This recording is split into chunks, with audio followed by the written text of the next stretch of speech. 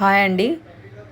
అయోధ్యలో భాగంగా మాత్రం నేనైతే ఇప్పుడు ఎక్కడికి వెళ్ళానంటే శ్రీమద్ వాల్మీకియ రామాయణ్ భవన్ అనేది అయితే ఒకటి ఉంది. అక్కడ రాముల వారికి సంబంధించింది రామకోటి, తర్వాత రామాయణం అనేది కంప్లీట్గా ఒక వాల్ మీద అయితే రాశారు. అదైతే ఇప్పుడు మీకు చూపిస్తాను. లోపలికైతే వెళ్దాం మనము. ఇదే అండి, ఇదైతే బిల్డింగ్ చూస్తేనైతే పురాతనమైన మోడల్లో అయితే ఉంది. రాజుల కాలం నాటి అప్పుడు రాముల వారు ఉన్నప్పటి కాలంలో మాత్రంలా ఉంది. ఇదంతా ఇక్కడ కనబడిన అన్ని పుస్తకాలు ఇవి రామకోటి రాసిన పుస్తకాలు అండి.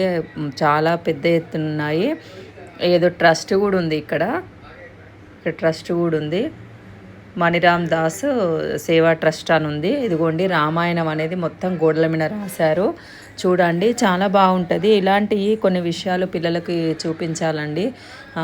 పిల్లలకు తెలియదు కదా, ఈ మొబైల్స్ ఇవి చేయబట్టి వాళ్ళకి ఇలాంటి తెలియదు కదా. రామాయణమైనా ఏదైనా ఇలాంటి అప్పుడప్పుడు మనం బయటకు తీసుకెళ్ళి చూపిస్తే బాగుంటుంది. కంప్లీట్ రామాయణం అనేది మాత్రం గోడలపైన మొత్తం రాశారు. ఏం జరిగింది, ఇలా జరిగింది అనేసి. చాలా బాగుందండి. టెంపుల్ అయితే అసలు ఎంత సూపర్గా ఉందో. నాకు తెలిసి అయితే ఇది ఇప్పటి కాదనిపించింది, ఇప్పటి కాలం అయితే కాదు అన్నట్టు అనిపించింది. దీన్ని కొంచెం రీమోడలింగ్ చేసినట్టు అయితే అనిపిస్తుంది. చూసారు, ఇదంతా అసలు రామాయణం రాసింది. చాలా పెద్దదిగా ఉంది ఆ గుడి. ఇది కూడా పాతకాలం నాటిలానే ఉందండి. చూసారా, ఇది అప్పట్లో కట్టిందే బహుశా, నాకు తెలిసి కొంచెం ఏమైనా రీమోడలింగ్ చేశారేమో అనిపిస్తుంది. చాలా మటుకు టెంపుల్స్ అయితే పాతవైతే ఉంచారు, అలానే ఉంచారు. దాన్ని కొంచెం రీమోడలింగ్ చేసి అయితే పెడుతున్నారు. పైన కూడా చూసారు ఎంత బాగుందో.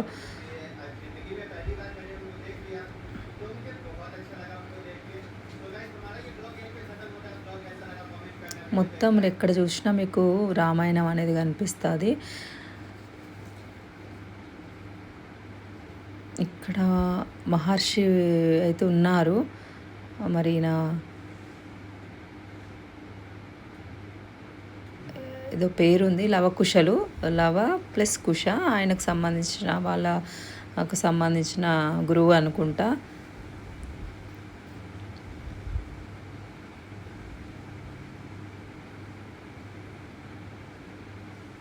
భరత్ మిలాయ, రాముల వారి దగ్గరికి భరతుడు వెళ్ళాడు కదండి, అదండి. అక్కడ హిందీలో అయితే రాస్తుంది భరత్ మిలాయ అనేసి. ఇదంతా రామాయణం.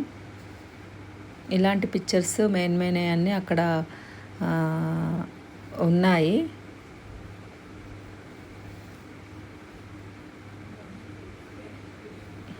పైన కూడా చూసారా ఎంత బాగుందో, ఎంత బాగా చేశారో అసలు.